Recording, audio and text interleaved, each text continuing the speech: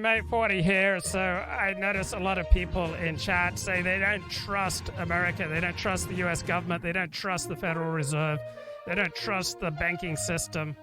They feel like all the elites are out to screw them over. So my question is to you is, where do you put your money? Because probably where you choose to put your money, that indicates who you trust. So if you give all your money to your brother to look after for you, that means you have more trust in your brother than anyone else. If you buy US Treasuries, okay, that's what I do. I put my faith, my trust in US Treasury bonds. I think it's the I bond that gives a return greater than inflation. I trust US government treasuries. Now, if you don't trust the US government, if you think the whole Western banking financial system is out to screw you over, then it would make sense that over the past few years, you would invest all your spare assets in cyber currencies. So how's that working out? Like buying into Bitcoin, how's that working out? If you don't trust the banks, you don't trust our system, it makes sense that you'd buy cyber currencies. But wherever you put your money, right, that shows who you finally trust. Right, so it's one thing to say, oh, I don't trust America, I don't trust the banks, I don't trust Joe Biden, all right? But where do you put your money? Right? Do you invest it in Saudi Arabia? Do you invest it in real estate? If you invest in American real estate, that means you trust the American system. And the American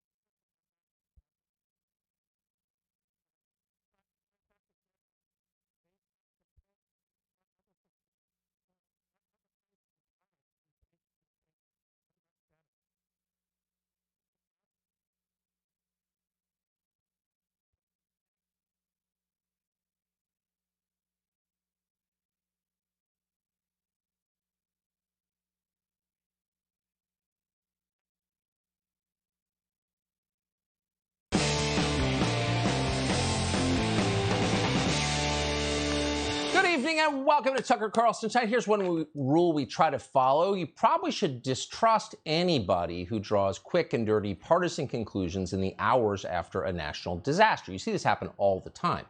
People on TV, for example, telling you the gun lobby is somehow responsible for the latest school shooting, even as the ambulances are still arriving. Or how climate change caused those tornadoes at a trailer park in Indiana. Bill Nye, the science guy, blaming your pickup truck for extreme weather. These are not people who are speaking in good faith. They're not trying to solve problems. They're not even interested in what actually happened. They're lying. They're unscrupulous. And they will say anything if they think it'll make them more powerful. So best to ignore them. On the other hand, and this is also true, over time it is possible to draw legitimate connections between decisions that politicians make and the catastrophes that follow. The rise in gas prices, for example. The price of gas in America now qualifies as a catastrophe. That's true no matter how you feel about carbon emissions. You still probably assumed you'd be able to afford to drive to work every day or take a vacation with your kids this summer or buy dinner in a restaurant once in a while. But now you can't, and gas prices are the reason you can't. Nothing makes a country poorer faster than rising energy prices. So how did this happen? Well, we're going to let you decide. We're going to play you a tape from a campaign event during the last Democratic presidential primaries in New Hampshire. This video was shot in 2019, at a moment when not a single person in the country really believed that Joe Biden had any chance to win his party's nomination. So because they gave him no chance, not a lot of people were paying attention when Biden was asked whether he would continue to take donations from the oil and gas industry. Here's how he responded. Kiddo, I want you to just take a look, okay? You don't have to agree, but I want you to look in my eyes. I guarantee you, we're going to end fossil fuel, and I am not going to cooperate with it, okay?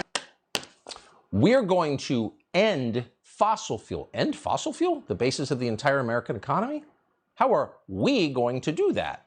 And why? Biden didn't explain, and again, because no one believed he was actually going to win, no one thought to ask. The assumption then was that Biden was only running for president because he was old and sad and didn't know what else to do with his retirement. It's not like he was going to get anywhere. So Biden kept saying this, not noticed by many. As president, he pledged, quote, no more drilling, including offshore. No ability for the oil industry to continue to drill, period. Well, then something unexpected happened. Bernie Sanders so terrified the Democratic Party's top donors that they gave the nomination to senile old Joe Biden. And then Biden became president. And then, as president, he immediately started doing exactly what he had promised he would do. Biden stopped issuing new permits for oil and gas leases. He canceled federal drilling permits and pipelines. Then just a month ago, the administration canceled 3 oil and gas leases in Alaska and the Gulf of Mexico, and then eliminated more than 1 million acres of potential drilling sites. Then to cap it off, you may have noticed, Joe Biden imposed an oil embargo on Russia, which is one of the world's biggest energy producers, because democracy or something. So what happened next? Well, gas went to over $5 a gallon. Inflation exploded. India and China got a whole lot more cheap Russian oil to keep their economies humming. And then the ruble got even stronger than it was before the war in Ukraine. So everyone got rich except us. We got poorer. Those are the facts. Now, what would you conclude from those facts? Well, you might start to think that Joe Biden had something to do with rising gas prices because when you restrict the supply of something, when you have less of something, it costs more, like oil, for example. Now, this is a principle known to elite professional economists as supply and demand. Less drilling gives you more expensive gasoline. You might conclude that, but you would be wrong. In fact, if you believe that, you're an idiot. You probably still think Hillary Clinton lost the 2016 presidential election. You're naive, you're credulous, you're a sap. The truth is much more obvious. Gas prices are high right now because Vladimir Putin made them high. How did Putin do that? Simple. From his lair in a torture chamber deep beneath Lubyanka prison in Moscow, surrounded by empty vodka bottles and the severed heads of his enemies, Putin signed an executive order raising the price of unleaded gasoline and diesel fuel in the United States. And also, while he was at it, of cauliflower and wheat thins and dimensional lumber and plywood and plumbing parts and fish tacos, as well as a whole bunch of other things you buy. In fact, of everything you buy. Vladimir Putin single-handedly caused inflation and high gas prices. He did this on purpose, just as he got his orange accomplice elected president of the United States 5 years ago. Putin did that. Why did he do it? As if you even needed to ask. Putin did this because he hates our freedoms. That's why. The freedoms that Joe Biden gave us that Putin wants to take away. As Joe Biden himself wrote in a letter today, scolding the oil companies for not selling more oil, quote, "We're living with the economic challenges that Vladimir Putin's actions have created for American families." See, it's that darn Putin again. But Biden's got a plan to fight the Slavic gas crunch. He's going to impose a new tax on energy. That way, gas prices will drop because when you make something cost more, actually it's cheaper to buy. Does that make sense? Joe Kernan may be the one sane person left on CNBC. Here was his assessment of this. Here's the final 2 lines of the letter. Vladimir Putin's price hike, which price hike are both capitalized. I'm not sure why, but Vladimir Putin's price hike, all caps, are driving up costs for consumers. I appreciate your immediate attention to this issue and your efforts to mitigate the economic challenges that Vladimir Putin's actions have created for American families. So Putin's mentioned 5 times, I think. There's your last paragraph. We'll see how the oil and gas companies respond. This is pure demagoguery. It's not going to help the issue. It's getting your eye off the real problems and the real. And this is just on break telling Becky, I lived through the Carter years. Every day I get a stronger sense of deja vu. Oh, Jimmy Carter, another great Democratic leader undone by the Russians, in his case, Leonid Brezhnev. In 1980, it turns out Jimmy Carter did roughly what Joe Biden wants to do. He imposed an excise tax of 70% on the value of oil sales in excess of $12.80. So what happened next? Well, we know because it was studied. The Congressional Research Service found that that tax had the effect of crippling domestic oil production by between 1.2 and 8%. Our reliance on foreign oil, meanwhile, went up by as much as 13%. And that doesn't really make sense. If the point of the tax was only to prevent, quote, price gouging, how did this happen? Well, in 2018, a paper in the journal Economic Policy answered that question.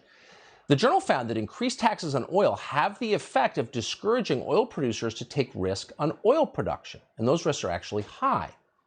At the Tax Foundation, they found that, quote, energy was the most volatile sector of the stock market in the 2010s, and when the pandemic arrived, more than 100 oil companies went bankrupt and the major producers significantly rolled back their operations. So those are risky investments, whether you agree with them or not. If you make them even riskier, production will decline even more. That seems like the obvious conclusion. And when production declines, prices get higher. And it seems to be, according to some people, what's happening. The CEO of Chevron, Mike Wirth, whatever you think of Chevron, knows a lot about oil, but just predicted that, we're quoting, I personally don't believe there will be a new petroleum refinery ever built in this country again. What we've seen over the last 2 years are shutdowns. We've seen refineries closed. We've seen units come down. We've seen refineries being repurposed to become bio-refineries so we can burn food in our cars. And we live in a world where the stated policy of the U.S. government is to reduce demand for the products that refiners produce. So when you don't allow people to produce something, what they once produced becomes scarce and therefore highly expensive. And if you depend on it every day, you're screwed. That's what they're saying. But of course, that sounds like Russian disinformation. It sounds like something Putin himself wrote. And indeed, that's what it is. What's really happening, according to our energy secretary, is this. Our oil and gas producers have a responsibility. We're on a war footing. The price of oil, the price of gas is precipitating the high cost, the high percentage of inflation around the world. And so he's asking upon our domestic and international producers to produce more. Russia's invasion of Ukraine has caused the price of gas in the United States to go up $1.70 a gallon since the invasion occurred. Ultimately, the solution to make us energy secure, to make the Baltic states energy secure, to make the entire world energy secure is to move to clean energy. No country has ever been held hostage to access to the sun or to access to the wind. Oh, no, you may be asking yourself, why would you put someone like that, who's never had a real job and achieved precisely nothing in her life and actually doesn't know anything about anything, why would you put her in a key position like Secretary of Energy? Because she knows the science. As she just told you, sun and wind are the most reliable forms of energy. It's not like clouds could block the sun or the wind might stop blowing. That's insane. And don't think about nuclear power ramping up domestic energy production. That's what Putin wants you to do. So to keep our democracy safe, we can't do anything that helps Putin. We should tell you that not all White House officials agree with this, logical as it seems. According to Bloomberg, quote, Biden officials privately expressed concern that rather than dissuade the Kremlin as intended, sanctions have instead exacerbated inflation, worsened food insecurity, and pushed ordinary Russians punished more than Putin or his allies. Now, you might be tempted to agree with those Biden officials if you look at this chart showing that the value of the ruble, as we told you, as measured against the dollar, is skyrocketing. So we've helped Putin with the sanctions. Biden promised we would, quote, reduce the ruble to rubble, cutting Russia off from the rest of the world. Maybe that's why food is so expensive. Sorry. We were repeating Russian disinformation again. Jen Psaki set us straight on that months ago. Turns out food's expensive because the meat conglomerates are greedy. They're greedy. They're so greedy they don't want to sell their products. Watch this. I think that the president thinks the way people across the country, American families, digest inflation is by price increases. And if you look at industry to industry, it's a little different. So, for example, the president, the Secretary of Agriculture have both spoken to what we've seen as the greed of meat conglomerates. That is an area where people go to the grocery store and they're trying to buy a pound of meat, 2 pounds of meat, 10 pounds of meat. The prices are higher. That is, in his view, and the view of our Secretary of Agriculture, because of, you could call it corporate greed short. Yeah, so let's get someone who couldn't find a spark plug on a lawnmower to explain economics to us. Oh, it's greed. Again, not a defense of corporate America, which is indeed greedy and dark. That's for sure. But the idea that prices are going up simply because of greed may leave a few links out of the chain. But Elizabeth Warren buys it completely. Watch this. We live in America where there's a lot more concentration in certain industries. Look at the oil industry, look at meat industry, look at groceries generally. That what's happened is these companies have said, you know, we'll pass along costs, but while we're at it and everyone's talking about rising costs, let's just add an extra big dollop of cost increases to expand our profits. If we're going to get lectured all the time, can't we at least get a lecture from someone with an IQ over 100 with some kind of track record of doing something useful over the course of her entire 70 years on the planet? Just for once? Can't we get an impressive person to shout at us? No, we can't. What's interesting is that greed, of course, is causing all of this. Greed that Putin decreed the companies adopt. But it's also true that trucks full of food are being turned away at the U.S.-Canada border, so meat can't get to processing plants. Why is this happening? Well, it's happening because of COVID vaccine mandates, which are still being enforced by the Biden administration, and they require unvaccinated drivers to quarantine for 14 days because COVID's so dangerous, and a lot of drivers can't do that. And by the way, if they did, the contents of their trucks would spoil. So you might think that might have something to do with the supply chain issues that are making it impossible for you to fill your grocery cart. We're not going to hear that in the media. You know why? Because like big meat and like big oil and like Vladimir Putin himself, according to Joe Biden, the media aren't giving him a fair shake. A lot of major things we've done, but what we haven't done is we haven't been able to communicate it in a way that is, let me say another way. Well, see, that's kind of perfect. Yeah, we haven't been able to communicate it. But look how the press has changed. Mm-hmm. Look how the press has changed. It has changed. Oh, listen, I get it. I know you overstand it. Yeah. You don't just understand it, you overstand it. But here's the deal. One of the things is that it's very difficult now to have a, even with notable exceptions, even the really good reporters, they have to get the number of clicks on nightly news. Mm-hmm. So instead of asking a question, anyway, it just, everything gets sensationalized in ways that, but I'm convinced we can get through this. We have to get through it. And one of the things, look. I'm going to take a break, and then we'll talk a little bit more, if you don't mind. I can't complete a sentence, but the reason I can't communicate is because the media aren't sympathetic enough. They're not really on my side. They haven't helped me at all. And you know why? Because they just want to get clicks on the nightly news, which is now some sort of website. Look, we could go on, but the theme is really simple. Nothing is Joe Biden's fault. Not gas prices, not media prices, meat prices, not the media's coverage of inflation, none of it. You know whose fault it is? It's Vladimir Putin's fault. According to Sandy Cortez, actually, you can blame white supremacists too, and that may be exactly the same as Putin. That's the reason white supremacy, that we only have 12 years to live. Watch this. The climate crisis is a crisis born of injustice, and it is a crisis born of the pursuit of profit at any and all human and ecological cost. That's right. Which means that we must recognize in legislation that the trampling of indigenous rights is a cause of climate change. The trampling of racial justice is a cause of climate change, because we are allowing people and we are allowing ourselves to make sure, we are allowing folks to deny ourselves human rights. So the descendant of conquistadors is once again lecturing you about racism. Okay, Sandy Cortez. It's easy to mock her. On the other hand, open your mind. Larry Summers just told us that January 6th caused inflation. He once ran Harvard. He's a very smart man, despite his repulsive table manners.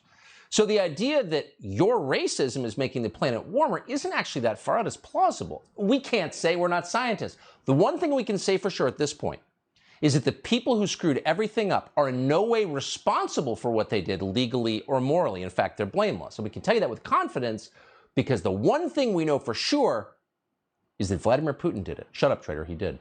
Jimmy Dore is the host of the Jimmy Dore Show. We believe he's a loyal American, not on Putin's team. He joins us tonight. Now, are you keeping a list of all the things Putin is doing? Russia's very powerful. They control a lot of things. They overthrew our government. They committed a coup on America. They control the gas prices, and Russia's responsible for our inflation. And let me just tell you, last time I checked, Russia couldn't get their good vodka into Trader Joe's. So I don't think they're really controlling everything like they say they are, okay? So the Democrats right now are in power. They have complete control of government. And like all politicians, they don't want to take the blame for anything. They want you to blame everybody and everything, or anybody and anything, for the pain that you're feeling right now, except blame them, the people with the power right now. And so that's why everything comes back to Putin, because Putin is a proxy for their Trump hate, right? And you said Larry Summers blamed January 6th on inflation, which is an old Clinton advisor. So what they don't want us to realize is that we have a unipolar government, right? So if you vote for Joe Biden, you're voting for Goldman Sachs. tax. If you, Mitch McConnell, the same thing. You're voting for our oligarchy, and they don't want you to know that. And as soon as people wake up that we've been being screwed by the same billionaires that control Joe Biden, that control the Republican Party, that's what scares them. They don't want us to, they don't want me on your show talking to your audience, telling them that people on the left, we smell a rat. And we know that Joe Biden is completely controlled by the oligarchy and the corporations. And right now, the American people are paying the price. What are we paying the price for? Not for Putin's inflation, not for Putin's gas hike. This is Joe Biden's invasion. This is NATO's invasion. This is Joe Biden's policies. These are Joe Biden's policies that are wrecking the dollar, that are propping up the ruble to it's stronger than it's ever been, and they're blaming a foreign country. Imagine if Trump did that. They'd be making jokes about it every night on the nightly news. Of course, they're not. I mean, the nightly talk shows. But of course, they're not. They're all coddling. You saw Jimmy Kimmel have to coddle that old man, the guy who probably got stuck in a couch before he left that place. This is who's, and you know, Joe Biden's not making the decisions. We all know that he's mentally impaired, and we all know that Kamala Harris isn't making those decisions because she also can't speak in clear sentences. So who is really running the country? Well, whoever runs the Democratic Party, which is a handful of billionaires, those are the ones. So if you're paying a higher price, they did a controlled demolition of our economy with the COVID lockdowns. And nobody wants to take responsibility for that. COVID lockdowns, which Johns Hopkins University proved saved 0 lives. They didn't make any impact on the death rate whatsoever, right? So that they don't want to take responsibility for that. They want you to blame your neighbor. They won't want you to be angry at the oligarchs or Fauci or Big Pharma or the media that controls you, that makes you think that essential medicines are poison. They want you to blame your neighbor. It's everybody is a Trumper or they're not. It's you're with us or against us. And that's the only message they have left. And then they have censorship left because they have failed, Tucker. Why do you think it is that Mitch McConnell and Chuck Schumer are the leaders in the House and Nancy in the Senate, and Nancy is the leader because they're not leaders. Those people have negative charisma. I wouldn't ask Chuck Schumer directions to the freeway. Why are they the leaders? Because they're the ones who take the most money from the billionaire class that actually runs this country. They take the money from them and they disperse it to the other members of Congress, so they vote for them as leader, not because they're leaders, but because they're the most corrupt. Man, is that true. Great, Jimmy Dore. Great to see you tonight. Thank you so much. Thanks for having me. Well, there was a legitimately stunning upset in a special election last night in an entirely Hispanic, effectively, congressional district in Texas. Republicans took control of that district for the first time since 1870. What happened and why? Fascinating. Plus, an amazing and honestly shocking new report details how the FBI protected Hunter Biden after he committed a federal gun crime. Protected him. Will they do the same for you? That's straight. Okay, so lockdowns did save lives. Now, I don't know what that particular Johns Hopkins study says, but that seems to be the general academic consensus on the lockdowns. It just makes sense with something that's highly contagious and deadly, taking an average number of years off someone's life of 16 for each fatality, according to one academic study. Yeah, the lockdowns saved lives, and the states that locked down earlier, generally speaking, seem to have done better in many ways, and then their economy got back on track faster. So I'm sure there are contrary points of view, contrary studies. That's my reading of the academic literature on lockdowns and the economy and saving lives. But I'm sure there are good, solid arguments against what I just said. Now, as for this widespread idea that Joe Biden and Chuck Schumer and Mitch McConnell and Nancy Pelosi are all controlled by the oligarchs. Guys, they're all controlled by the billionaire class. Notice they never name which billionaire, right? So there are plenty of billionaires in fossil fuels. Are they controlling Joe Biden? Are the billionaires in fossil fuels, are they controlling Joe Biden? Because it sure doesn't seem like it, right? Investments in fossil fuels have cratered since 2014. Absolutely cratered, because the growing consensus among banking institutions is that we don't lend to fossil fuel companies. And so government regulation is increasingly unfriendly, particularly under Joe Biden. But still, there are oil billionaires. And are they the ones controlling Joe Biden? which billionaires are supposedly controlling Joe Biden? Now, there are billionaires who are right-wing, and there are billionaires who are left-wing. It's not like all billionaires are on board with the same agenda. There are 2 billionaires who have donated to VDARE.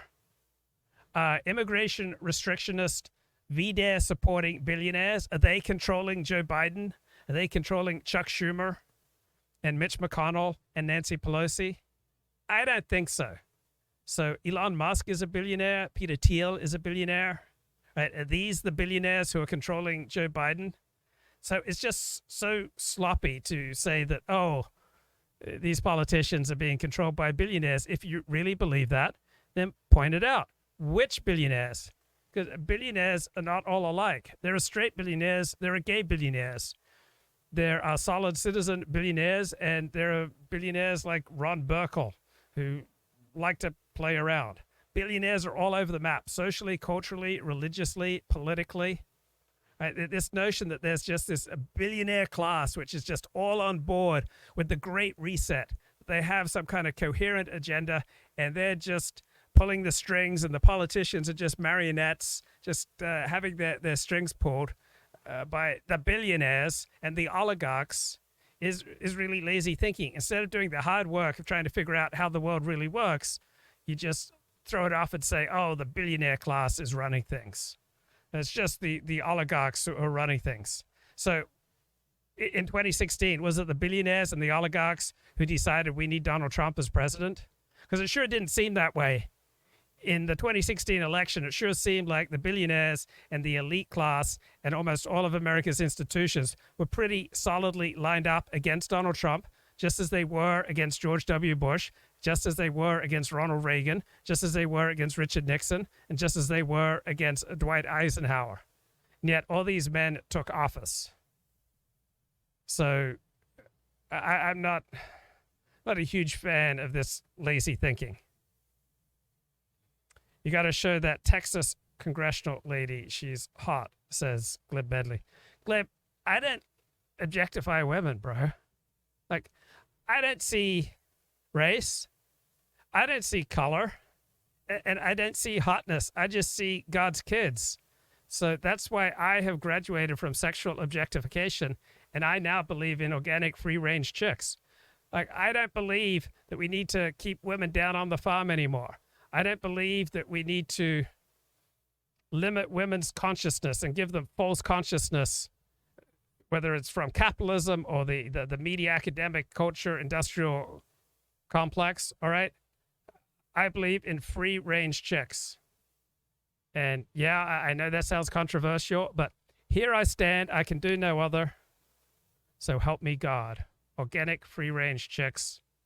I'm starting a ranch in Montana where we're going to do this. Well, for years and years and years, we've been told that wanting a border is racist. Only white supremacists want borders. Everyone else is an internationalist. Well, it turns out that's not true. It never was true, but the results are in it's completely untrue. Do you know who wants a border? Hispanic voters.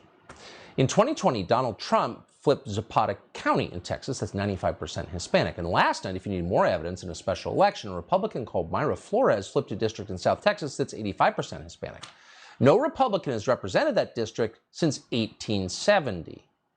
So you have to ask yourself, why are so many self-described Latino voters voting for white nationalists? It's very odd. Glenn Greenwald has noticed this trend. He's an independent journalist. His work is on Substack. We're happy to have him join us tonight. Hey, Glenn. So how does this work exactly?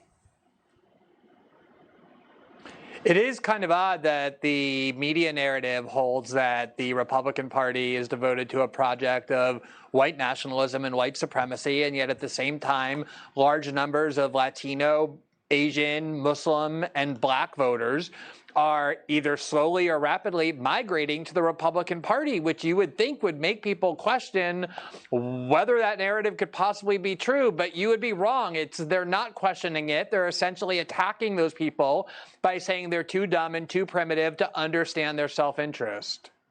The Democratic Party, and I just know this from personal experience traveling a lot, does seem like a party that's wholly dominated by and that caters exclusively to the instincts of 45-year-old, affluent, personally unhappy white women. That's the way it seems to me. So how is that the multiracial party exactly? The split between the reality and what elite media and journalists and political people have been saying could not be wider. Under the Trump presidency, Trump was held up as this Hitler-like figure, one of the 2 or 3 most racist people who wanted to genocide all non-white people. He attracted more Black and more Latino and more Asian voters than any Republican in decades. And Joe Biden won for one reason and one reason only, because affluent suburban white women voted Democrat after voting for Republicans for a long time. It's the exact opposite of what the media has been claiming. And it's provable because we have the election result. It's just too unbelievable. Okay, looking at the chat, Vihu says, I identify as a billionaire. Way to go. Rustin says, going to cable news to hear a dialectic discussion. It's like going to a strip club to hear Shakespeare. Yeah, so we have to make peace that Tucker Carlson, to be as popular as he is, he can't really aim his show much above the 105 IQ level. Trans billionaires are the only real billionaires, says Glib Medley. Trump bought the oil at $30 a barrel for the reserve that Biden just put on the market. Rustin says, all we need is more facts and logic to win while the left steamrolls us with impunity using whatever is expedient. Yeah, one of the things that I've learned, whoa, I gotta disavow this. Whoa, what's going on here? I'm shocked. For perspective, that is 10 years more than Biden's son received when he committed a federal gun felony. He lied on a federal gun form about his drug use in order to get a handgun. So we knew that. We've known it for a while, but the Washington Examiner just put some meat on these bones. He just uncovered Hunter Biden's texts in the days after he bought that .38 revolver. And those texts revealed that in October of 2018, Hunter Biden acknowledged leaving that firearm in a car. The vehicle, according to his sister-in-law and then girlfriend, Hallie, was unlocked with the window down, and she was worried the kids were going to get it. So she tried to get rid of the gun. She threw it in a trash can near a school. And when she did that, Hunter Biden melted down because the feds became involved. This is a direct quote. You now have me as an abusive pedophile with homicidal tendencies, Biden wrote to Hallie, and that's now in the hands of the FBI. Well, wait a second, abusive pedophile? Tell us more. What does that mean exactly? We don't know. We'd like to know more. And then Hunter Biden berated his sister-in-law girlfriend for telling him his gun didn't belong in an unlocked car. Quote, what right do you effing have, he said. But it turns out Hunter Biden had no reason to worry at all because he's Joe Biden's son. So the FBI not only didn't pursue charges, they protected him. And in fact, it was federal agents, the Secret Service. He was not entitled to Secret Service protection, by the way, at that time. You paid for it anyway. The Secret Service, on his behalf, on Joe Biden's behalf, went to the gun store, the very one where Hunter Biden had lied on the federal gun form, committing a felony, and tried to grab the paperwork so no one would know. The result of all of this? No one red flagged him. The crackhead, accused of homicidal pedophilia tendencies, no. Instead, he was treated very gently by the media. Here's an example. Why did you have a gun?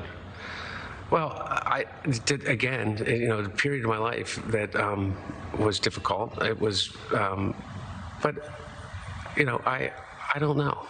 According to the reporting, at one point, the Secret Service went looking for the record of sale. Do you know anything about that? Nothing, no. But you know about the Secret Service being involved? No, I had no idea. I don't know whether the Secret Service were or why they would be, or I don't think that that's true. Oh, but you did know because it's in your texts. You're lying. The federal government covered up your crimes. So to recap, you're not allowed to protect your family anymore, but the president's son can do whatever he wants with firearms. So can the Ukrainians. By the way, guns are not free. They're only for Ukrainians. And the city of Miami just made that explicit. And we're quoting, in an effort to support Ukraine, the city of Miami will be hosting a gun buyback. Only Ukrainians get guns. Only Ukrainians, not you. The Ukrainians. So where does this leave the rest of us? Well, as long as selective enforcement of the law is the policy of the Biden administration, no American should feel obligated to follow Joe Biden's gun regulations. Because why would you? If the law is clearly illegitimate, it's not even being applied. Well, you obey the law, one, for the effect that it has on you, and two, so that you can stay out of trouble, right? If we start determining, which laws we're going to obey, but on the basis of whether or not we respect the administration that enacts them, I don't think that's a winning formula for going through life. So Joe Biden, forget that. Tucker Carlson, he made a snide remark about Larry Summers' table manners. Was that anti-Semitic? I mean, has Tucker Carlson been going to the Orthodox synagogues that I go to that aren't exactly like Emily Post etiquette style? I mean, did he look in on a Kiddush club? Did he pay attention to the riot over the cookies at Kiddush after services on Shabbos morning? Okay, so I don't think there's a Hebrew word for etiquette, right? Who's the... Just reminds me that I'm opening up these charm schools for Hasidim, and we're going to even extend this perhaps to other needy Jews. So charm schools, we can have education in table manners, education in interacting with strangers, interacting with outgroups, interacting with the government. This is going to be amazing. You really want to get down on the ground floor of this investment. You're gonna double your money in no time. Charm schools for Hasidim and other needy Jews. Okay, I made some stunning notes for my stunning replies to Tucker Carlson's show, and I really wish I could read what I wrote. Doggone it. So here are my notes for the show. Maybe you can read my notes. I hope I haven't said anything bad in there.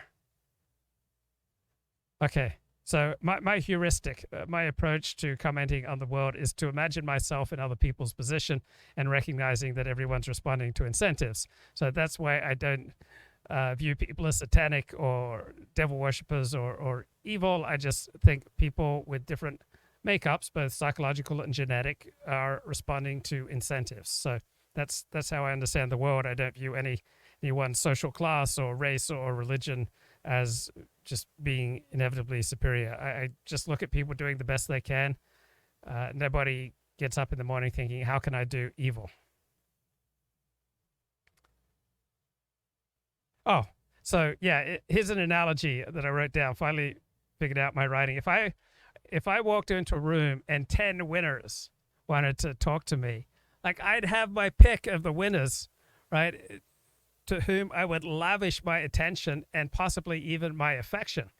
But if I'm a poor man and I walk in and nobody wants to talk to me, I can't be nearly as selective. All right, so that's what I assume it's like to be rich. You just have a lot more choices in life and you respond to incentives. So men who have more opportunities with hot young women, right, they're more likely to fool around than men who don't, simply because they have more opportunities. Most men stay faithfully married because it'd be way too much hassle to stray, and because they don't have that many opportunities with attractive young women. Right, so it boils down to the situations that you find yourself in.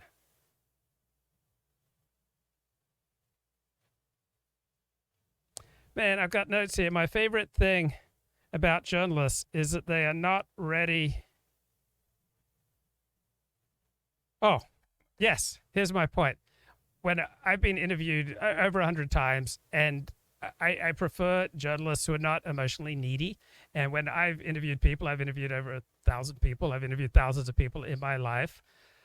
I try not to come across as emotionally needy. So the worst thing is when people develop all these intense feelings about what they think you're going to do. So in general, there's nothing people enjoy more than talking about themselves, and there's nothing they hate more than seeing their words end up in print.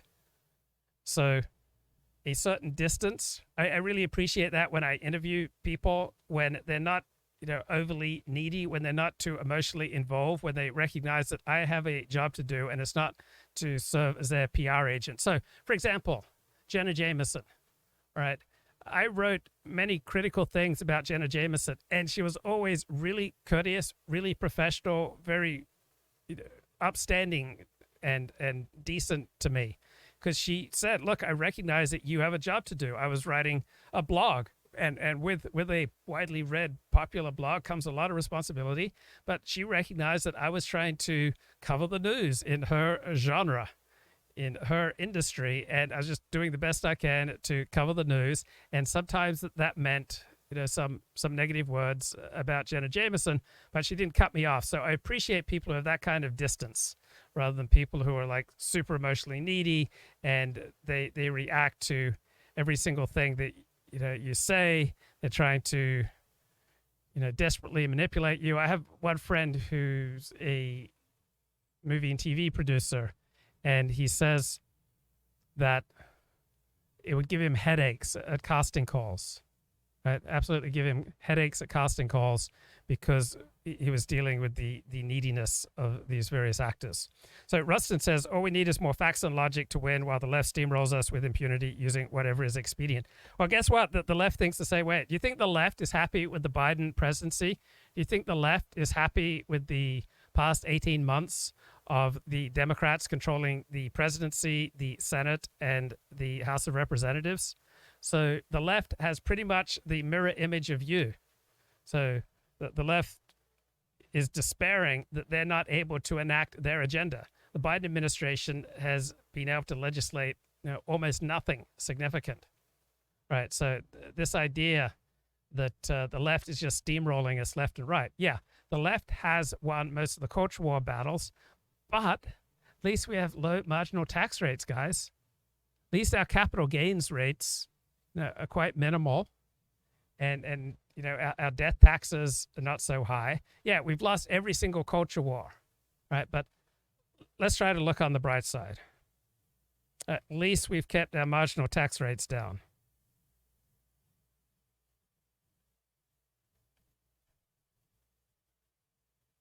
What happened to the good old casting calls? Well, casting directors are ever increasingly female precisely because of all the men who are hitting on women, God forbid. Porn is too scripted nowadays. Am I right, Luke, or what? I have not kept up with the porn industry. Glib Medley says, I'm disappointed that Karen porn is yet to emerge. But I've been watching this very funny British TV show about 5 kids at university. It's called Fresh Meat. And one of the kids, the bad girl, her mother comes to visit. And don't worry, she's the cool mom. Geology? I just started pharmacology. Oh, study drugs? Oh, yeah, but nothing illegal. It's all right, Joes. One thing you'll learn about me, I fucking hate all that mum shit. All right.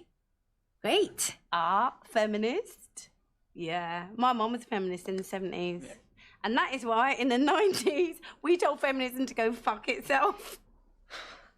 So this is the TV show Fresh Meat. So this is season 3. Barbie duck, so don't eat today. It's going to be massive. Episode 5. Oh, yeah, so I'm so sorry. This nerdy guy, he reads a book on sexual objectification and why it's wrong, and so he turns into a feminist.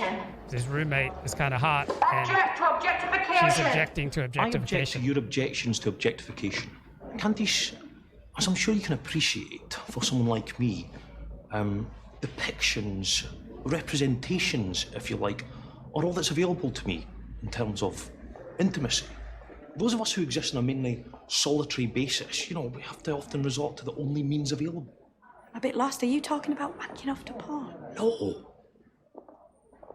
But if I was... Porn is very exploitative, Howard. Yes, I know that, Morpheus, thanks to you and your red pill. So that's why I looked up organic porn, the free-range stuff, the good stuff. Where the women have space to roam around. Well, it turns out it doesn't exist. No. So I would very much like to go back and take the blue pill, please. I'm not sure I follow. Candice, I don't want to wank off to art. I've done it before, it just isn't the same. If that desperate, we could always just have sex. That was a feminist joke.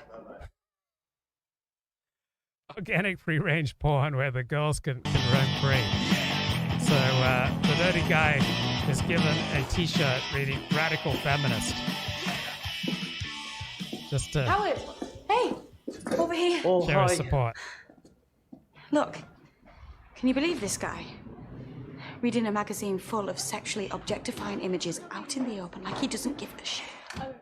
I know that individual, and it's probable he doesn't care. Yeah? Well, as feminists, Howard, it's our job to make him care. I am not. Come on. Where do you go? I'm going to enlighten him. Excuse me.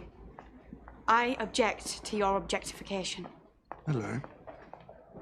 The imagery of your magazine is something I experience as degrading to my humanity. Because they're better looking than you.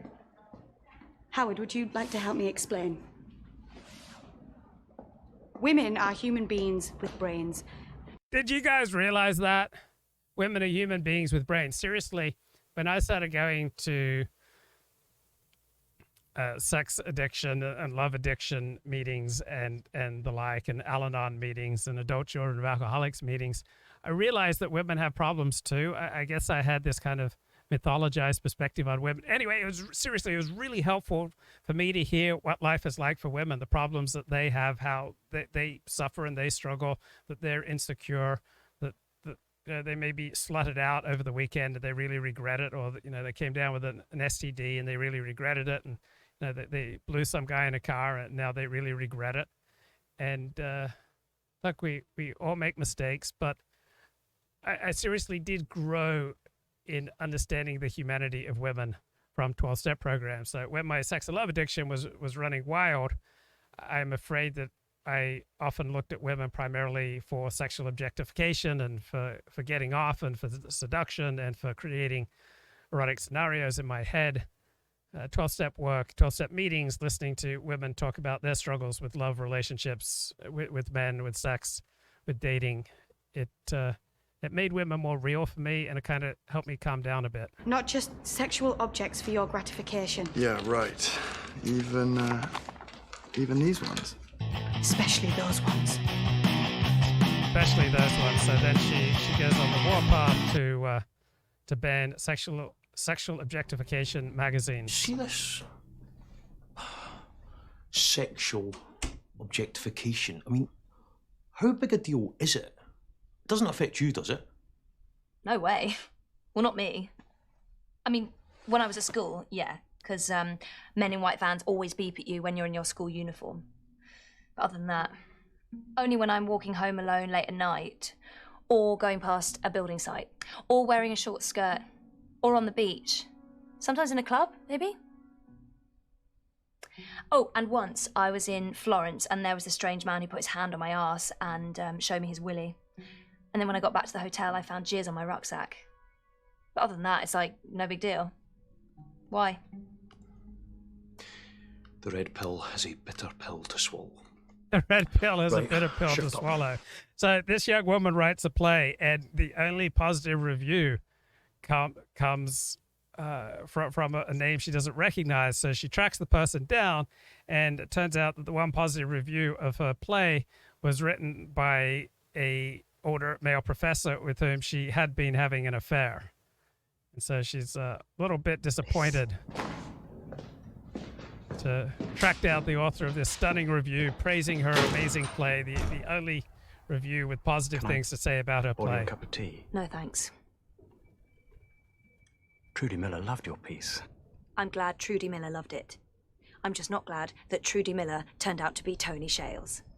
I found myself hoping that this young woman would live her life as courageously as she writes her plays. I meant that. I thought you saw into my soul, but you were just trying to persuade me to shag you again.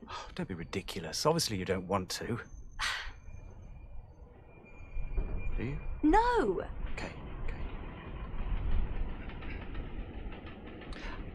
I thought your play was very brave, that's all. It wasn't. It was terrible. I'm a terrible writer. Only your dialogue. Your prose is much better. You've never read any of my prose. So, is this where you live now? Oh, God, no. Only during the week. At He's weekends, living in I'm a back. caravan. So here's a sentence you should never say, right? Never ever say to anyone the following confession. It's a very bad sentence to say. I think I know why I couldn't get it out with your mum. I think I know why I couldn't get it up with your mom. All right, guys, do not ever say that sentence. Yeah, mate. That's just... It's not a great sentence, you know? It wasn't just because it was morally wrong and betrayal of our friendship. It's because she wasn't Sam. And I miss Sam. They're doing with human rights, and the answer is even worse than we are. Europe is now less safe and less free than it's been in living memory. Eva Vlaardingerbroek is a Dutch legal philosopher who's been chronicling this.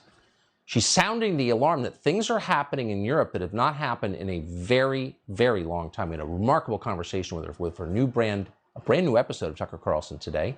Here's a short piece of it.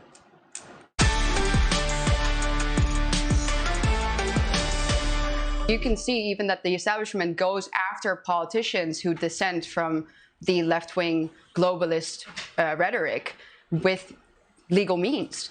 And you can see that not just for politicians, but during COVID, for example, we've seen that being used against ordinary civilians. So they will have task force, even a military task force in the Netherlands that is completely just has this one job, and that is to crack down on free speech. And they'll say everything that goes against the government's narrative when it comes to COVID, for example, forms a danger for society. Therefore, it's disinformation. We need to.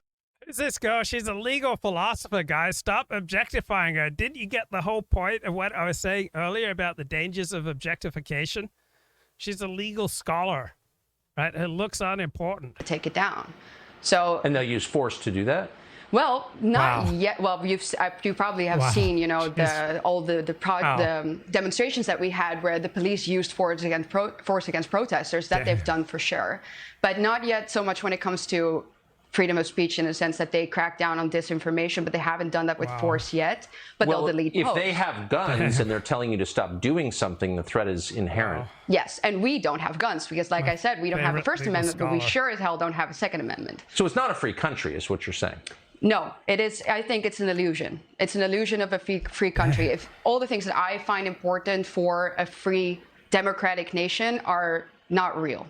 So if you are going to arrest, as the state arrests dissidents, you don't have free speech. If you have politicians that are, first of all, Geert Wilders, for example, is protected 24/7 because his life is not sure, because he's always under threat of radical Islamists that are also being imported by these same elites.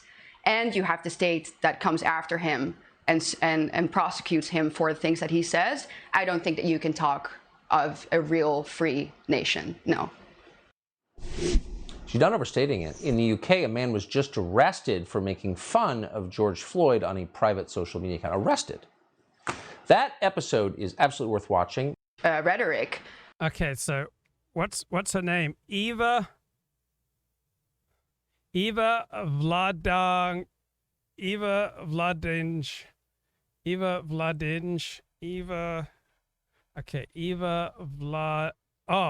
Eva Vlaardingerbroek. She is a Dutch politician, a Dutch opinion maker, and she's on Instagram.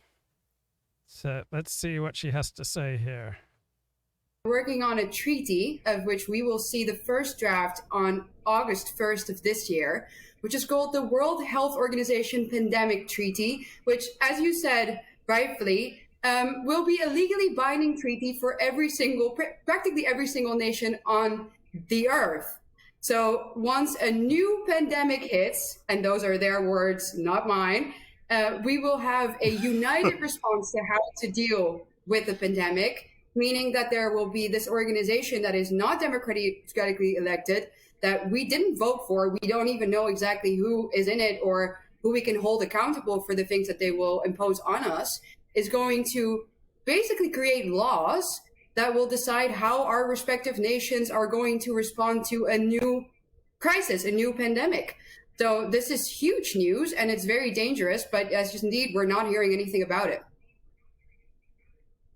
No, and as you say, I don't know if you object to it. I don't know where you go to. What polling station do you go to vote out Dr. Tedros? There isn't one anywhere on the planet, and all it ensures is that their disastrous performance during the last 2 years. I mean, basically, they've been in the pocket of China. That's why this is the first pandemic where 2 years have gone by and we don't have a reliable answer on where it came from or how it got out. Basically, the guys who are in the pocket from China are now going to be running pandemic policy for North America, Europe, Australia, and everywhere else. Exactly. We didn't vote for them, and you said it rightfully so. They are completely in the pocket of China. It was the World Health Organization that, first of all, praised China for their response to the pandemic, which we all know what the response is. We've seen actually the footage of how China is still responding to the pandemic, and we see people screaming and jumping out of buildings because of the draconic lockdowns that they're still having there. That was China's response. That's what the World Health Organization was praising. The other thing is an interview that we've seen with an official from the World Health Organization that has responded very vaguely to whether Taiwan had a good response to the pandemic, because obviously Taiwan is not something that you want to talk about if you're in China's pockets. And what they've also done is they have very much so, they've told China that they can do the research for the origin of the virus. So yeah, is China going to incriminate themselves? I don't think so. So the ties with China are very clear. Lockdowns will definitely probably be something that we can see in this treaty as one of the responses, of course, to the new pandemic. It's almost like the holy trinity of the world governments is a lockdown, vaccine, and surveillance app. And well, the EU being a very big partner in this new treaty, the European Commission is a partner to draft this new treaty. Wants a digital ID, as we've talked about. So we can be sure that that's something that's going to be in there under the guise of data sharing. And then another interesting element to all of this is that the Bill and Melinda Gates Foundation is the largest financial donor to the World Health Organization. So we see three major stakeholders here that I don't want ruling my life, but they will be doing exactly that, and they will have the legal powers to do it without us being able to say, hey, we don't want this, we're going to vote you out, because we can't vote them out. So we can't hold them accountable for the things that they will impose on us. And I don't think it's Okay, so who do you love, right? That's what it boils down to. Who do you love? So in 27, she's 25 years of age. She's dating Thierry Baudet, who is, in 2017, she was dating Thierry Henry Philippe Baudet, a Dutch politician and author. From 2019 to 2020, she was in a relationship with French politician Julien Louis Rochedet. And then in late 2021, she began dating PragerU podcaster Will Witt after being introduced by Dennis Prager. The couple got engaged in March 2022. That could have been me if I'd only managed to sustain that relationship with Dennis Prager. I'm sure he would have been thrilled to introduce me to Eva Vlaardingerbroek. Can you believe that she is engaged? Mazel tov to Will Witt and this Dutch legal scholar. Mazel tov. I think it's going to be any fun. No, and I have no idea why Bill Gates gets a bigger say than millions and millions of people in supposedly free societies. I don't know why Bill Gates is suddenly the big expert on viruses. When he ran Microsoft, he couldn't keep viruses out of Windows 98, but he's now the biggest genius on the planet when it comes to keeping viruses out of real life. This is a terrible thing. You know, one thing I've learned, Eva, from the last couple of years is that I like borders because borders give you choices. That if you're an American, for example, and you don't like the crazy lockdown policy in California, you can go to Florida. Even within the EU, even within Scandinavia, if you don't like what they're doing in Denmark, you can go to Sweden, where they had a completely different approach. And I would think that in the next and that's even true between England and Scotland, Northern Ireland and Wales, which were all much heavier-handed lockdowns. I would love it if the next time one of these things is unleashed by China, we actually had more choices in the approach to dealing with it, rather than a one-size-fits-all thing for the entire planet.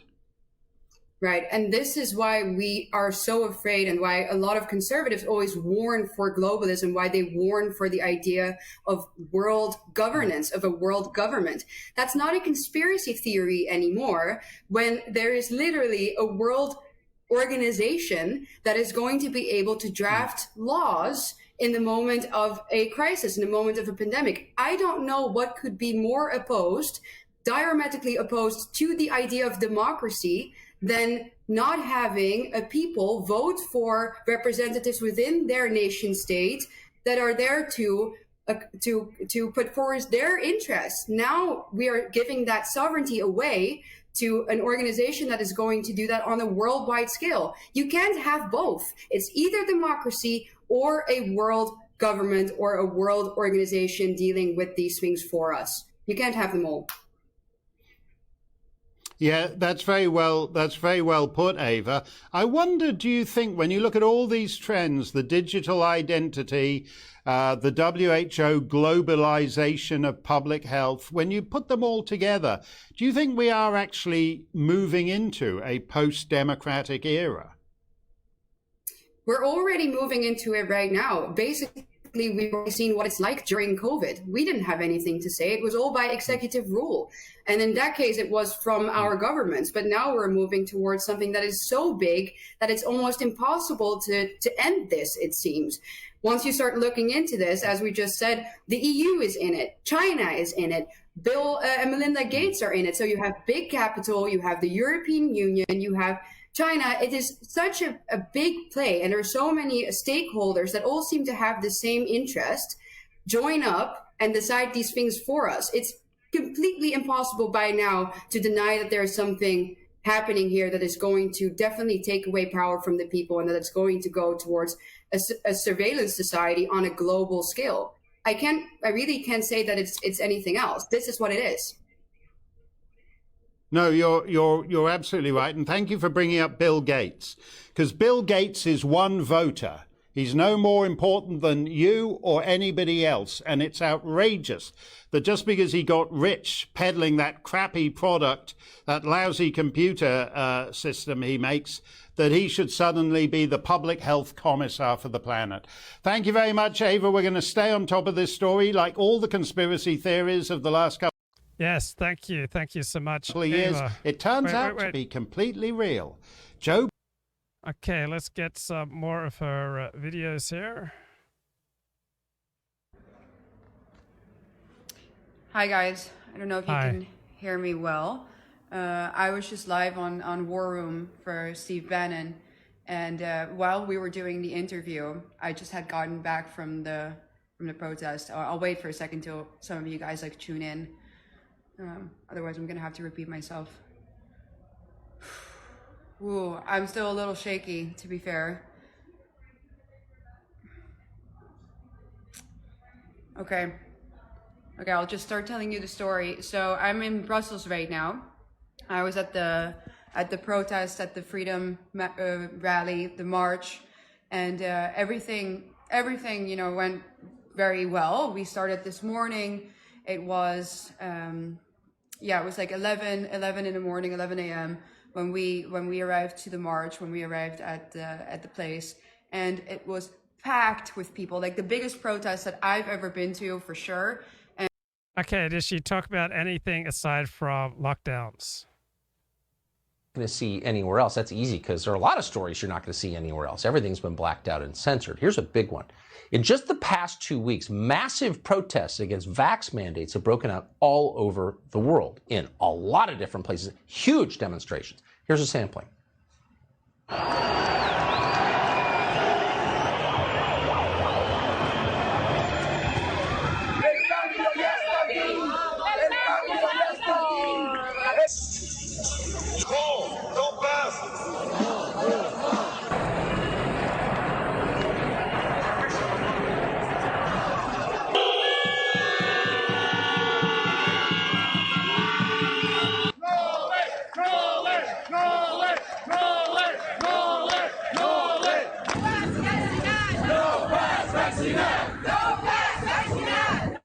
As big as any BLM protest, but no coverage whatsoever. Why is that? Eva Vlaardingerbroek is a Dutch legal philosopher. She joins us tonight from overseas. Eva, thanks so much for coming on. So you're getting the sense in the United States that everyone's in favor of vax mandates, and then you see coverage like that and you realize there's a global movement against it. Is that fair to say? Absolutely. There is a massive movement going on in Europe right now of tons of people, hundreds of thousands, millions of people actually, who are very much aware of what's at stake here. These people are aware of the fact that our constitutional rights are being set aside without an end date, and that we're heading towards a new system, a tyrannical... Okay, doesn't she have anything else to say other than... Oh, here she is with Dennis Prager. With a woman I met at this conference, a young woman, a lawyer, and one of the leading conservatives, if not the leading, in my opinion, in Holland. And I need to tell you folks, and I don't want to embarrass her. Finally had stayed on good terms with Dennis Prager. Along with her Prager. brains is great courage, which is the rarest of the traits. She's not vaccinated. There's no reason on earth a young person should get vaccinated. None. Oh, it is God a crime forbid. against God humanity forbid. that we have forced young God people forbid. to get No, vaccines. Get vaccinated, guys. I want to stay on YouTube. More young Get people vaccinated. by far in the United States Follow have the died of science. drug overdose than of COVID. Follow the But science. that doesn't register on people's concern scale. Eva Vlaardingerbroek, and she has a Twitter account at Eva Vlaar, VLAAR. Is that correct, Eva? Totally correct. Yes. Oh, good. And you should have an international following, in my opinion. I know you're going to be doing actually a podcast on PragerU this week. Is that correct? On the 27th, I will be on with Will together for a full hour. Well, that's wonderful. The more exposure you get, the better it is for the world. I'm telling you, I hear you tell me everything is closed in Holland. I mean, ladies and gentlemen, she means everything. Only grocery stores for food. So I'm curious, what if you are walking around or you drive somewhere and walk with your family or with friends? Is that okay? Yes. So in Holland, that's okay. But as you just mentioned, in another country in Europe, in Austria, that's not okay if you're not vaccinated. The young man that you were just speaking about, who's been on your show a couple of weeks ago, I saw him this weekend as well in Austria. And we were there to protest against the mandatory vaccination that has already been announced there. They're going to enforce it from the 1st of February onwards. And now in Austria, there is a lockdown for the unvaccinated. So I was actually out there on the street being illegal just by existing. Okay, so I don't agree with what she's saying, but she is certainly very pretty. And what does it mean it's mandatory? Wait, stop, will you be stop. fined? Shut up, Dennis. I can't take it. I can't take it anymore. Okay, here she is. Wake up now. Oh no, it's more woke terror in universities. I can talk about cancel culture and about the fact that the left-wing media is mean to me. But why would I talk about wokeness in university if soon I am not legally allowed to enter university? Why would I talk about protecting our national heritage if soon I can't legally enter a museum? Why would I talk about purchasing?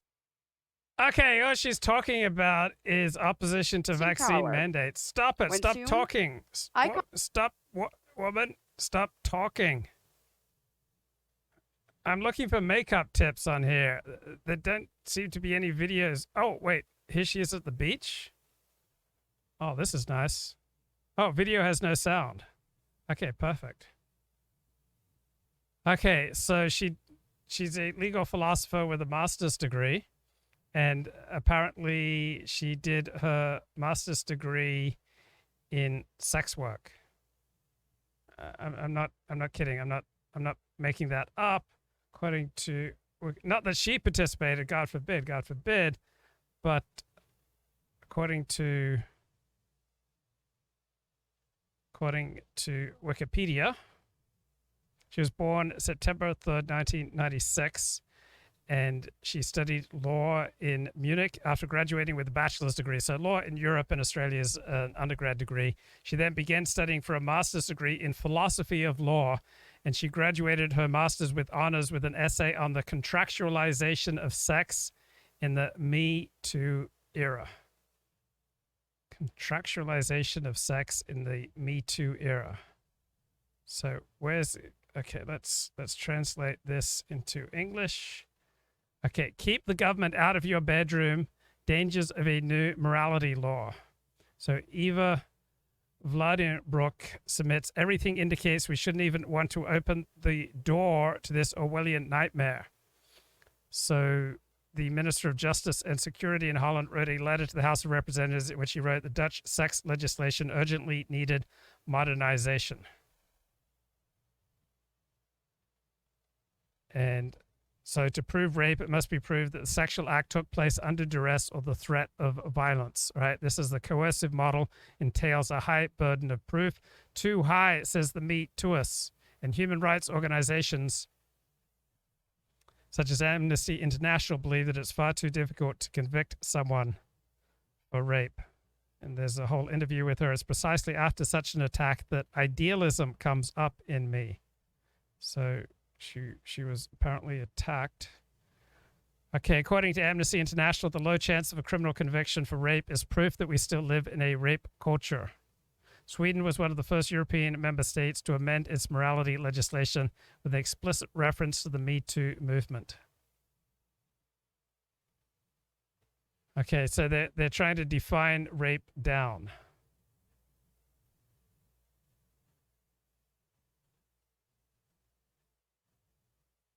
She was loudly acclaimed, but also hit hard after her speech at Forum for Democracy. But philosophy of law Eva Vlaardingerbroek does not drop out. I do not let fool rule me.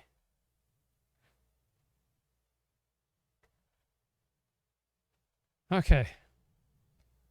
Whew, just need to take a break and kind of cool down.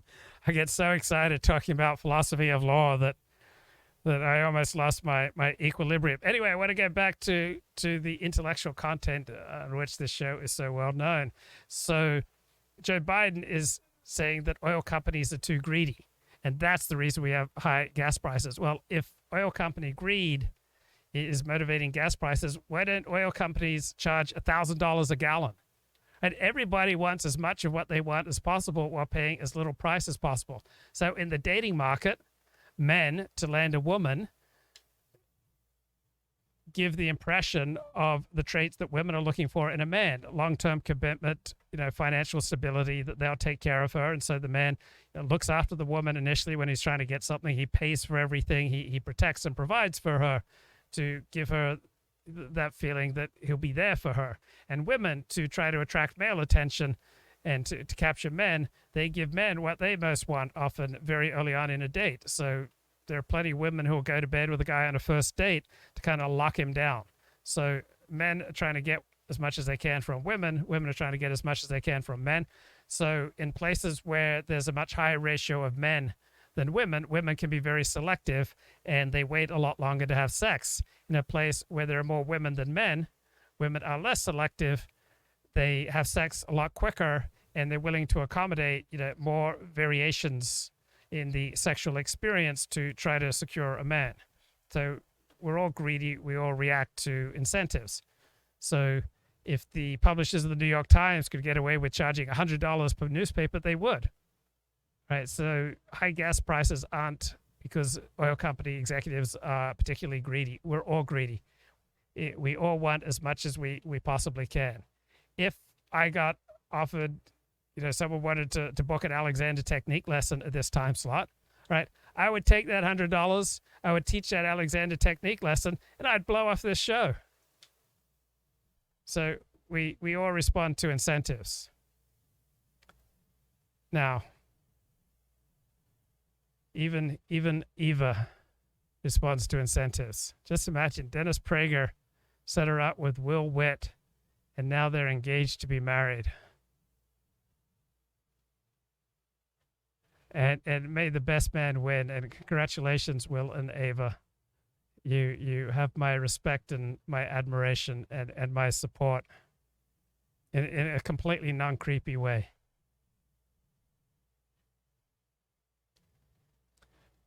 Okay, let's get back to more beauty on the internet. You ready? You ready to get rejuvenated? I've been looking recently for rejuvenation because I felt a sense of crisis. And when I step back. So Kenneth Brown seems to be going through a tough time. I presume that he was invested in crypto and has taken an absolute bath because of the crypto downturn. So you'll notice many of the quirks of the e-personality coming out here. So when people go online, they tend to be much more morbid. They lack the boundaries that people tend to have much more readily in real life, where you're looking at people face to face. So go online, start sharing. You'll be a lot more morbid. You'll share a lot more dark stuff than you would face to face. So it sounds like Ken Brown, aka Deep Left Jokel, is going through a tough time. Now, this guy's sounding more and more like Millennial Woes, and he has a lot in common with Millennial Woes. Like, neither of them seem to have a mean bone in their body. Right? I don't see Millennial Woes or Ken Brown being nasty. I don't see them getting into feuds. I don't see them abusing their power to take advantage of people. Well, maybe Millennial was a little pesty, but overall, neither of them strike me as nasty, vicious, feud-loving blokes. Back and I examine and I analyze the sense of crisis. It comes from certain illusions. It's not grounded in reality. So the idea that I'm going to lose all of my money, or the idea that I'm going to hit a certain threshold where essentially I'll be paralyzed in my body. I'll be paralyzed in my body watching the world go on without me. So he wouldn't be speaking this way if he was face to face, right? He probably wouldn't be speaking this way if he had people in his life that he could share with. So I've certainly used the internet to give vent to my darkest fears. So I empathize with what he's going through, and he's doing this video to calm himself down.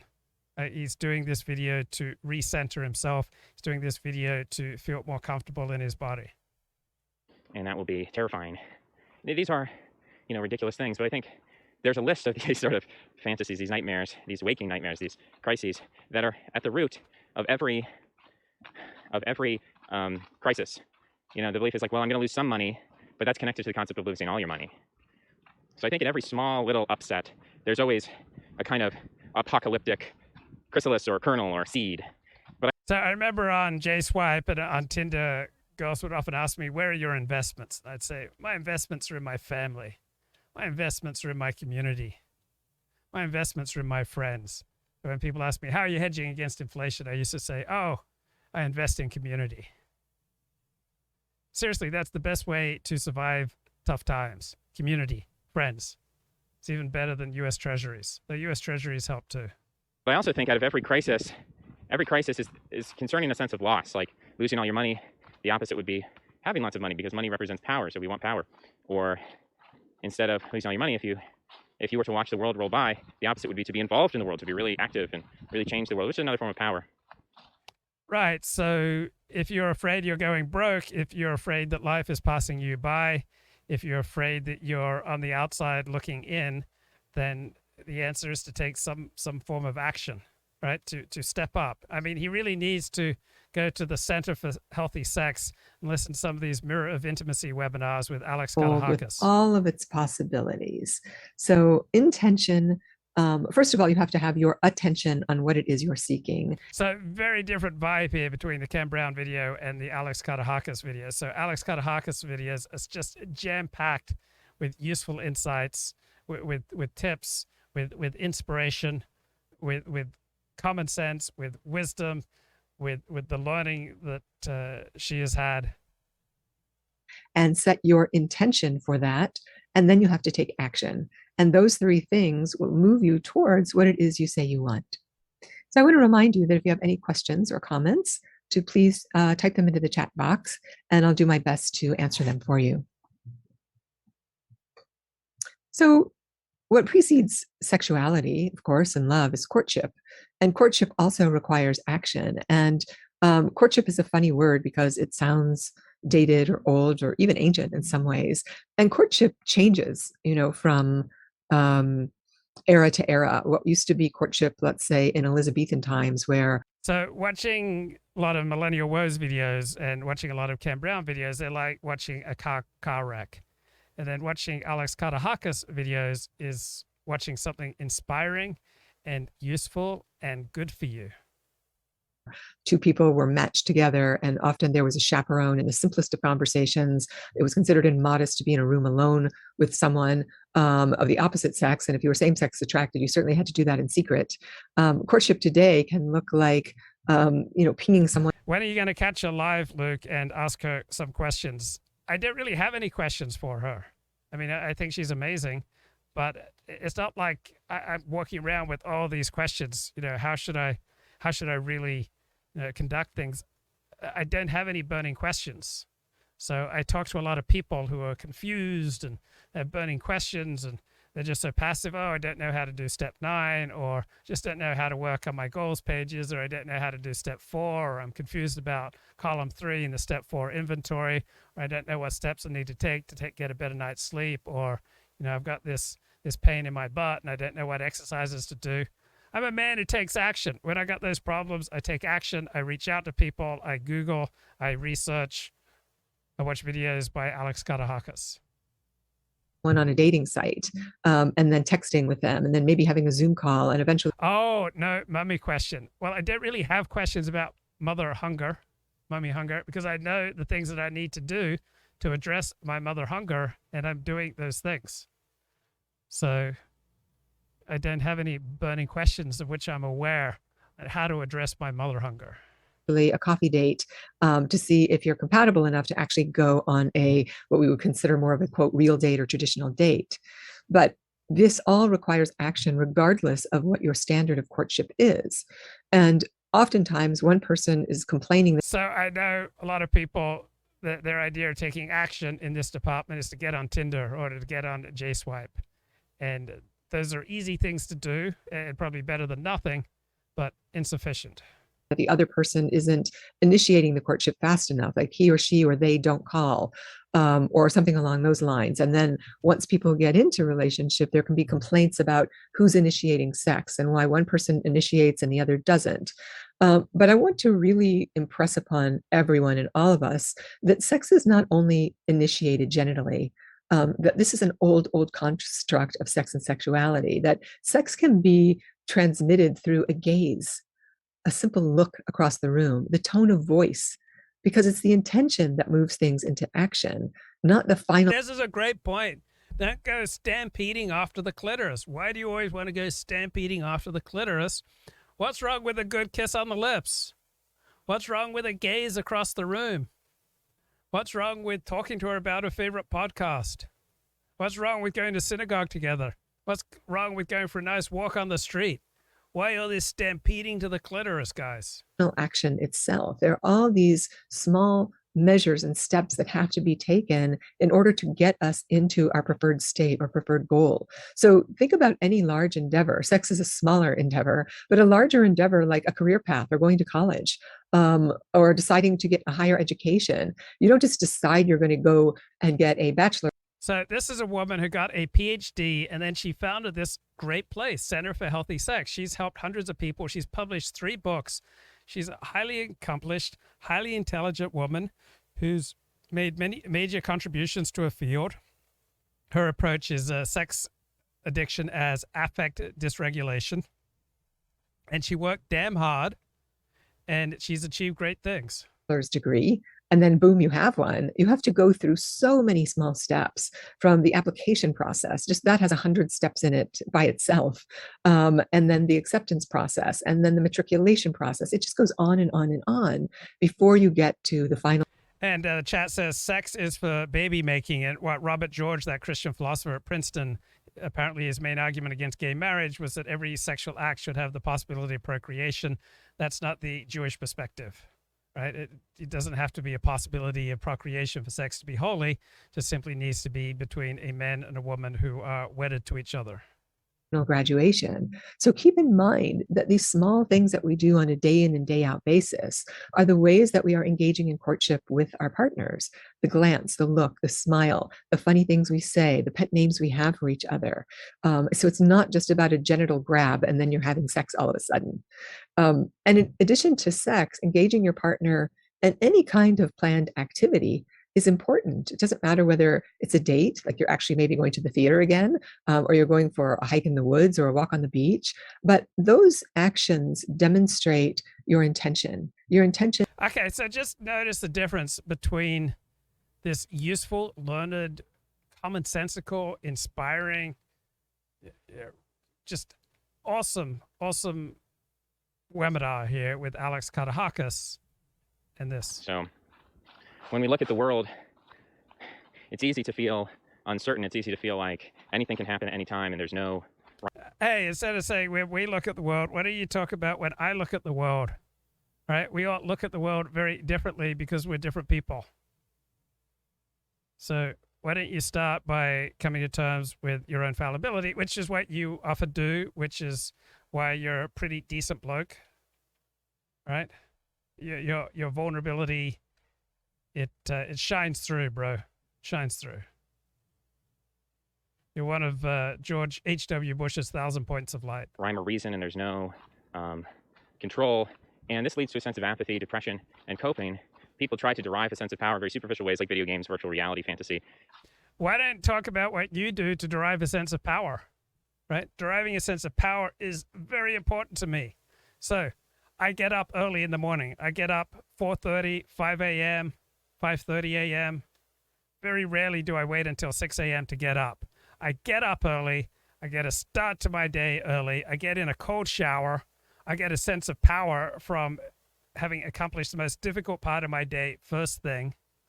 Right? I drink my protein drink, take my beef organs, and then I get started on some painful and demanding exercises, which are good for me, which are helping to reduce my piriformis syndrome.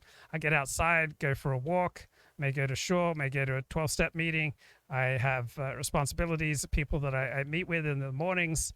All right, I've got all these meritorious actions that I take, and through connecting with other people, connecting with meetings, connecting with a synagogue, connecting with a minyan, connecting with a Torah class, I get energy and a sense of power. I get inspiration, right? Attending a meeting, I get power. Attending a class, I get power. Get inspiration from a YouTube video or from a rabbi or from a 12-step speaker or from a really good audio book. I get inspiration and power. Right, knowing that I've got great 12-step materials that I can turn to, or books that I can turn to for inspiration and guidance, another source of power. Maintaining and developing friendships, another source of power. Having the opportunity to share my thoughts with the world, another sense of power. Right, having these things that I need to do to make money, another sense of power. Having money in the bank, another sense of power. Investing my money in U.S. Treasuries, right, that pay better than inflation rate, another sense of power. So there are all these things that I do to develop my sense of power, and seeing people on the street, kibitzing with people in the community, going to the dog park, working out, going to a gym, connecting with people, all these provide a sense of power. Books, online discourse on Telegram, Twitter, at JOKKULL, so we can retreat into things that may have some utility, but also I see the ways in which people retreat into ideologies where they have some kind of group where they can feel important, they can be a big fish. So I feel like Ken Brown's talking to himself here. I think it'd be more powerful if he went with the first person. In a small pond and feel important when, they're kind of hiding from the rest of the world. So there is a certainty about death that, when you die. So he's going morbid, he's going dark, like he's struggling. He sounds like he's lost a lot of money on cyber currencies. He's going through a difficult time, and so he's going to dark places that he wouldn't likely go to if he was interacting with more people face to face. Die, you're going to lose all of your authority and your agency, and your body will turn to dust, and your mind, in a certain sense, must degrade, because, you know, it's not very often that I speak with somebody and they say, yeah, you know, I just died. Like, babies don't come out of the womb like, oh man, I just got hit by a car. Now I'm a baby. This is so. Okay, so there are certain very common perils to the e-personality. People tend to be less considered, less measured. They make quicker decisions. They tend to be much more impulsive online. People tend to have a much more inflated sense of their own importance and wisdom when they're online. They are less likely to take into account the effect of their words and actions on other people when they're online performing for a camera, and they're much more likely to go to a morbid and dark place than if they were having a face-to-face interaction. So weird, you know, that doesn't happen. Or if it does, it happens so rarely that you have to be kind of suspicious about it. Wonder where I am. I think I might go back here pretty soon. So you know, if trying to think about this. So if there's like this loss of the mind when you die. A lot of people will say that when you die, your mind is maintained and you go into heaven or hell or Abraham's bosom or purgatory. Your mind is maintained. So I grew up a Seventh-day Adventist, and Seventh-day Adventists are obsessed with what happens after you die. And so I was really happy to convert to Orthodox Judaism, which pays almost no attention to what happens after you die. So precisely because Jews and Judaism don't focus on the next life, they take this life more seriously. They take this life more passionately. It's not unknown, for example, at a Protestant funeral, the only people crying are Jews, because Jews take life and death very seriously. They take what happens in this world very seriously, and they don't spend much time or energy thinking about what happens after death. So religious Jews have the expectation that God rewards and punishes. But I love the Jewish priority on this life rather than on the next life. But in some senses, your mind must change. It's confronting a different reality. You're no longer on the earth. You know, for materialists, this is a pretty straightforward concept. For religious people, it's hard for them to understand that, like, your mind cannot be maintained in its current form, and your body cannot be maintained in its current form. Now, if you believe in reincarnation, then people have similar minds and similar bodies, but they're variations, and there's this loss of control. So, yeah, maybe if he can abstract it enough, he can get a sense of comfort from and a distraction from his own suffering. And that you are interested, that you want your partner to want you also. There's a mutuality in this kind of courtship that requires work and discipline in order to move towards what it is you want. So it's through our intention and the rich actions that we take every single day, the gratitude that we have for our partners, that others know that we love them. And this would be true for your children also, or your perhaps aging parents. That these are not one and done propositions, that these are day in and day out actions. And relationships require a lot of intentionality, a lot of intention. We've talked about, I meant to say attention. We've talked a lot about the metaphor of a garden. You can't just plant a garden and walk away from it. You have to tend to it. You have to weed it and water it and check on it and fertilize it and make sure the dead leaves are taken off. You've got to spend a lot of time cultivating and shaping that garden, just the way we have to cultivate and shape our loves. We have to let people know that we're attracted to them, that they matter to us, that we care about them by showing up. And there is the adage that we should all live by, that actions speak louder than words. And that's a really important statement. The way that we forgive someone if they've hurt us is by watching their actions. When people change, that's when we can forgive them. So these actions are essential in order for us to be able to have trust and safety and a sense of belonging and caring for the people around us. Okay, just a fantastic webinar here by Alex Katehakis on actions. And another man of action is Tucker Carlson. So we remember very well being called a traitor to the country by people like Chuck Schumer, who obviously don't care about the country, for predicting that maybe the sanctions on Russia would be counterproductive. Now, Bloomberg is reporting that, quote, some Biden officials are privately expressing concern that rather than dissuade the Kremlin as intended, American sanctions have instead exacerbated inflation, worsened food insecurity, and punished ordinary Russians more than Putin or his allies. Bloomberg noted that, quote, the collateral damage from the sanctions has been wider than expected. You think? It wasn't hard to predict. We predicted it months ago. It was obvious even then. It was lunatic. It was pushed by Ron Klain, Biden's chief of staff, who runs the country. We said that out loud. We were denounced as traitors for it. So here was the original argument.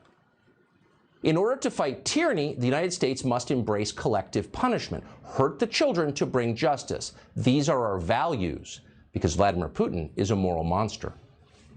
Now, these are not traditional Western concepts of justice, but Joe Biden wholeheartedly endorses them, and so does a dominant bipartisan coalition in the United States Congress.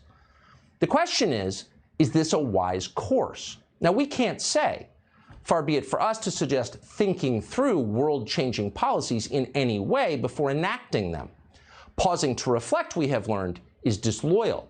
Adult moral calculations are treason. Thinking about your own country is a crime. The immediate goal, again, the bipartisan goal, is to turn Russia into a pariah state. Now, again, the question isn't whether Vladimir Putin deserves that. It's more than a moral question.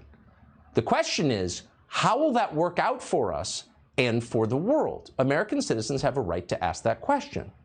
Oh, but you don't have a right. You should be arrested. You're committing treason, say people who actually don't like America at all. So the question is, they got it wrong again. Will they ever admit it? Will they ever pay the price for getting something huge wrong? Victor Davis Hanson is a senior fellow at the Hoover Institution. We're honored to have him join us again tonight. Professor, thanks so much for coming on.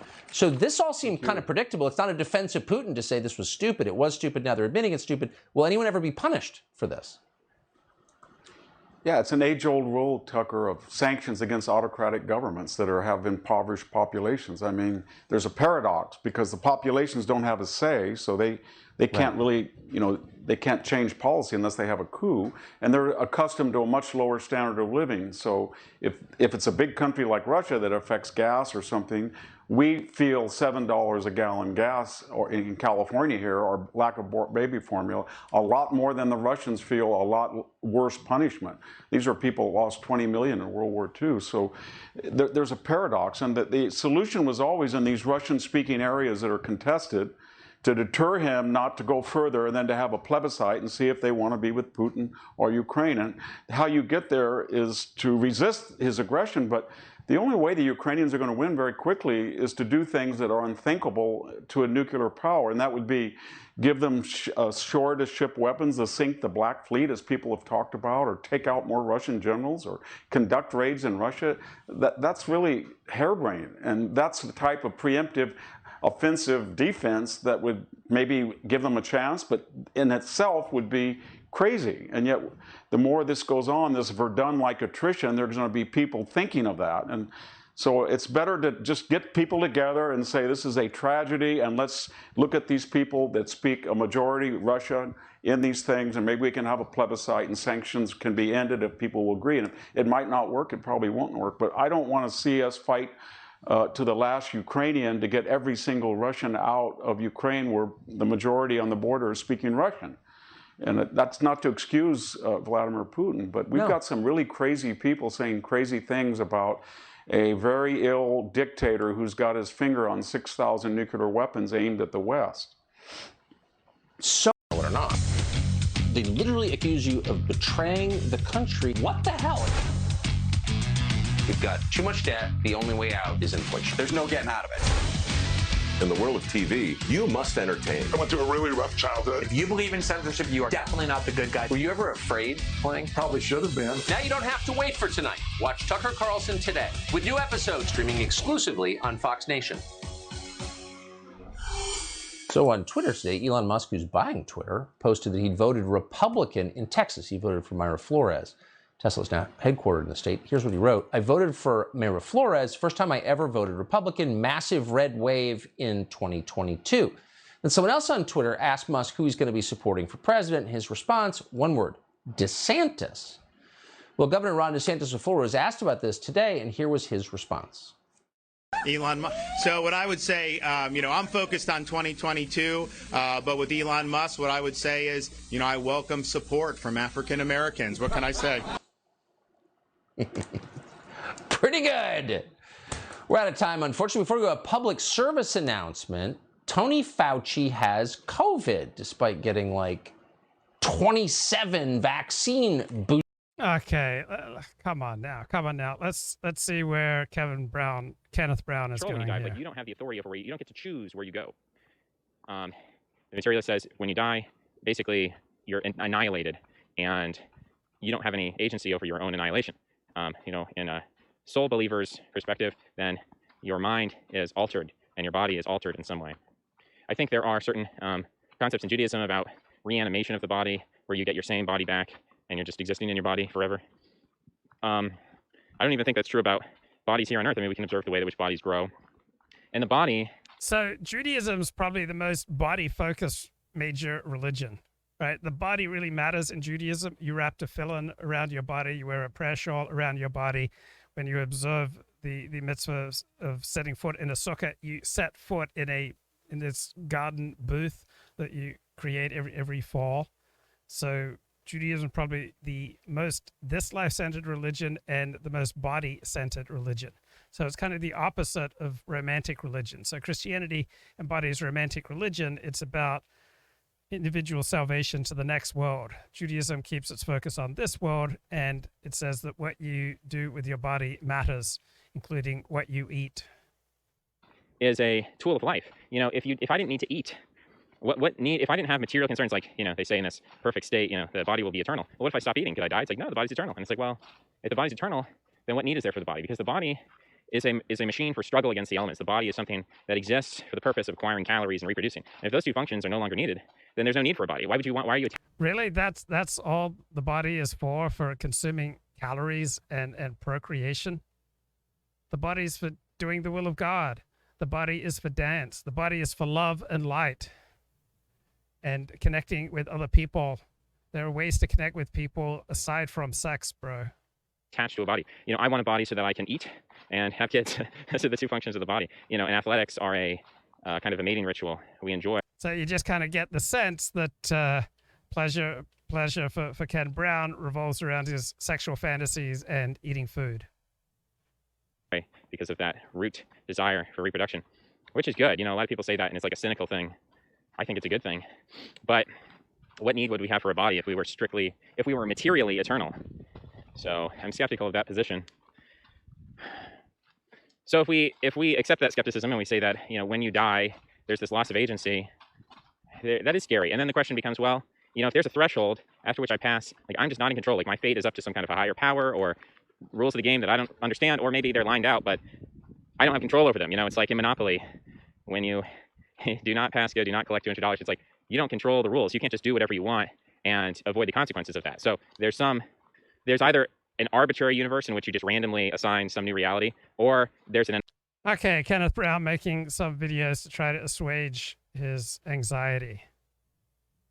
So if thinking about the conflicts that we sometimes have on this show, and thinking about Jefferson Starship, and if only you believe like I believe, if only you believe in miracles, if only you believe like I believe, baby, I might have to move heaven and earth to prove it to you.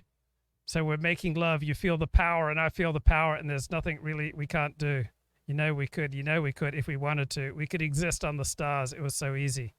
All we got to do is get a little faith in you. I've been to so many places. I've seen some things. Yes, I have. I know that love is the answer. Brave position. Yes, it is. Keeps holding this world together. Oh, yeah. Ain't nothing better. And all the answers to our prayers. Hell is the same everywhere. Nothing ever breaks up the heart. Only your tears give you away. If only you believe like I believe, we'd get by. Bye-bye.